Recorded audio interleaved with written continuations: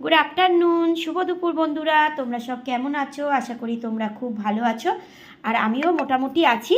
চলো দুপুরবেলায় খাওয়া দাওয়া নিয়ে চলে এলাম। তো দেখো, একদম ইন্ডিয়া গেট চালের একদম সরু একদম চালের একদম ভাত।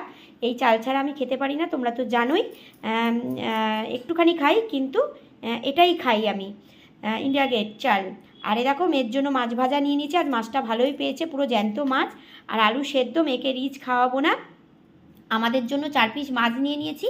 আর দেখো, ফুলকপি আলুর তরকারি, এটা আমি করেছি। খুব সুন্দর হয়েছে, আমি টেস্ট করে দেখেছি আগে, দারুণ হয়েছে খেতে একদম। দেখো, টমেটো দিয়ে একদম তেজপাতা দিয়ে করেছি এটা ফুলকপি আলুর তরকারি।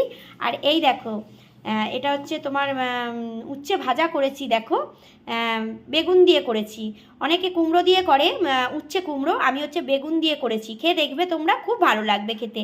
আর কারা কারা খেয়েছো আর কারা কারা এরকম করেছো, অবশ্যই কিন্তু কমেন্ট করে আমাকে জানিও কেমন।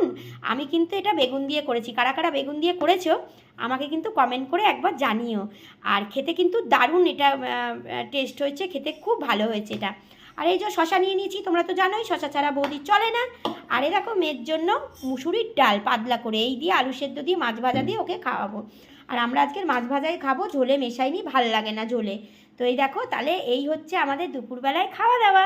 তোমরা কারা কারা খাওনি, যাও ঝটপট গিয়ে খাওয়া দাওয়াটা সেরে নাও কেমন।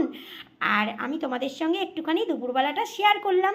রোজই তো একই ভিডিও দিই, আজকের ভাবলাম চলো একটু খাওয়া দাওয়াটাও শেয়ার করি তোমাদের সঙ্গে।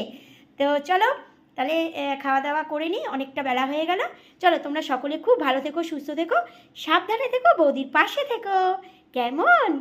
আর পরে আবার কথা হবে। চলো, টাটা।